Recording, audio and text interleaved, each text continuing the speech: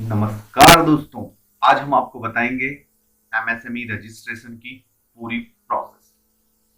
और हाँ दोस्तों, ये जो रजिस्ट्रेशन है ये है बिल्कुल फ्री ऑफ कॉस्ट। जैसा कि आप सब जानते हैं, इंडियन गवर्नमेंट ने एमएसएमई सेक्टर के लिए अनेक योजनाएं लॉन्च की हैं और उन योजनाओं का लाभ लेने के लिए आपको चाहिए एमएसएमई एक्ट के तहत रजिस्ट्रेशन।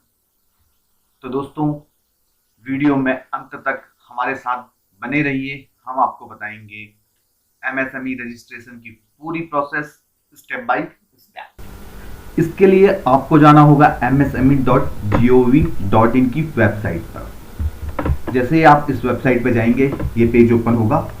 आप स्क्रॉल करके नीचे आइए। नीचे आने पे यहाँ पे आपको मिलेगा उद्यम registration, online registration for MSME. इस पर आप क्लिक कीजिए। जैसे आप इस पर क्लिक करेंगे तो आप एक नए पेज पे पहुंच जाएंगे। तो ये आपका उद्यम रजिस्ट्रेशन .gov.in वेबसाइट खुल चुकी है। यहाँ पे आपको जाना है वेलकम टू रजिस्टर हेयर। यहाँ पे आप क्लिक कीजिए।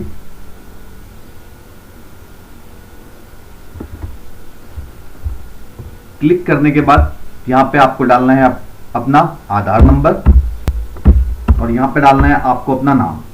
और एक चीज ध्यान दीजिए, यहाँ पे जो नाम आएगा वो एग्जैक्ट आधार कार्ड के अकॉर्डिंग होना चाहिए। आधार नंबर और नाम डालने के बाद आप क्लिक कीजिए वैलिडेट एंड जनरेट ओटीपी पर। जैसे आप यहाँ पे क्लिक करेंगे आपके रजिस्टर्ड मोबाइल नंबर पे एक ओटीपी आएगा। उस ओटीपी को आप यहां डाल देंगे।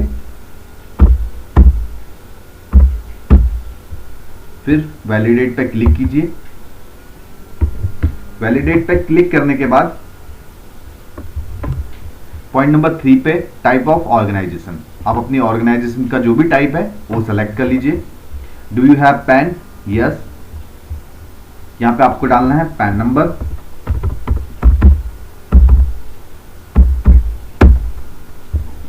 पैन नंबर डालने के बाद वैलिडेट पैन।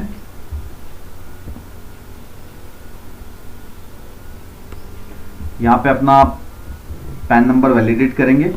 उसके बाद जो कुछ फील्ड हैं वो पैन कार्ड से ऑटोमेटिक ले लेगा। और एक चीज और जो ध्यान देने वाली बात है, 1/4/2021 से जीएसटीएन मैंडेटरी हो गया है। तो अगर आपके पास जीएसटीएन नहीं है तो आप 31 मार्च 2021 तक जीएसटीएन के लिए अप्लाई कर सकते हैं। और 31 मार्च 2021 से पहले पहले आपको जीएसटीएन यहां अपडेट करना है। यहाँ पे have you filed the ITR for previous year? No. अगर आपके केस में यस है आप यहाँ डाल सकते हैं। Do you have GSTN? No. यदि आपके पास है आप यहाँ पे डाल सकते हैं। यहाँ पे आपको डालना है अपना mobile number.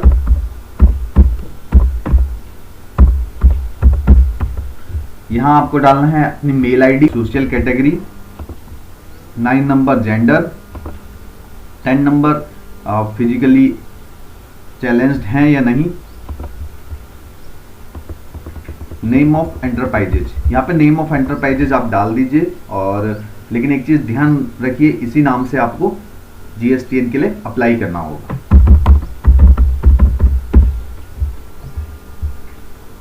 Location of plant ये जीएसटी से ऑटोफिल होगा।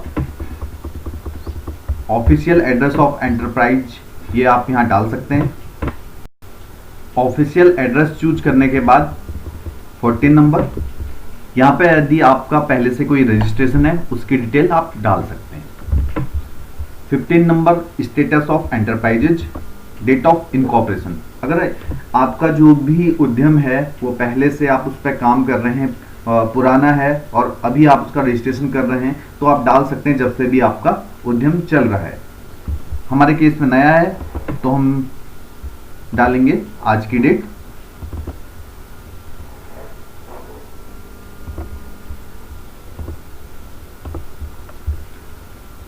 Weather whether production oblique business commence, no.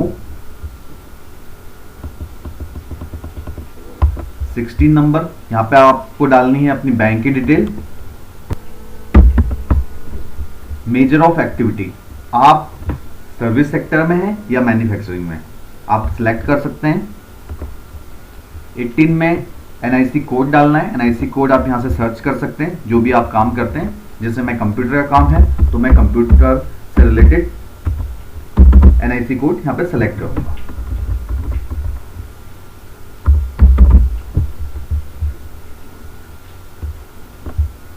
Drop down से आप देख सकते हैं नीचे से कौन कौन से जो भी आपका एक्टिविटी है उससे रिलेटेड यहाँ आप सेलेक्ट कर लीजिए।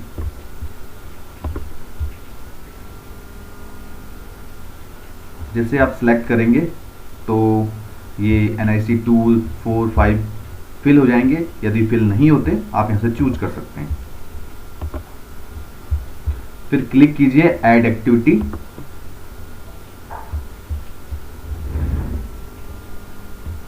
एक्टिविटी ऐड करने के बाद अगर आप एक से ज़्यादा काम करते हैं तो आप ऐड मोर एक्टिविटीज पे जाके अपनी जो भी एक्टिविटीज हैं उनको यहाँ पे ऐड कर सकते हैं।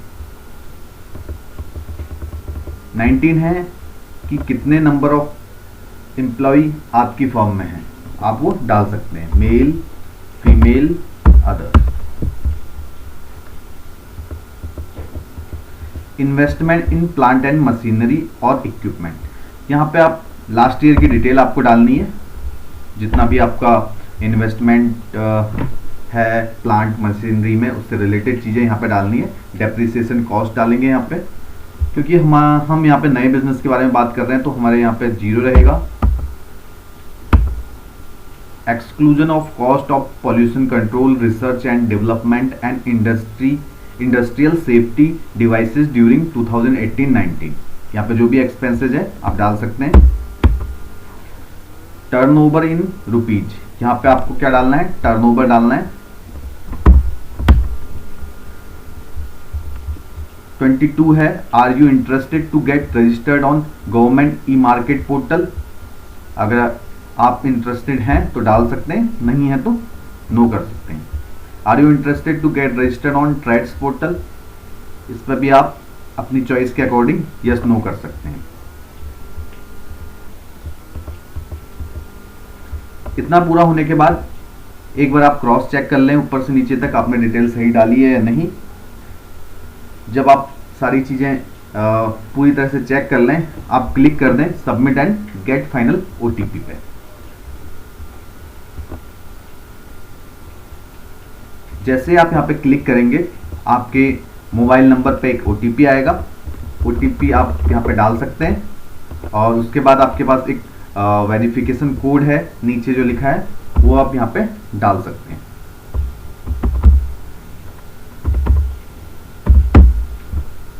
ये डालने के बाद आप क्लिक कर दीजिए फाइनल सबमिट पर। जैसे ही आप फाइनल सबमिट करेंगे एक थैंक यू मैसेज आएगा पोर्टल से और आपको एक रेफरेंस नंबर मिलेगा और जो भी आपने डिटेल उसमें एंटर की हैं वो वेरीफाई होने के बाद आपका MSME रजिस्ट्रेशन जनरेट हो जाएगा।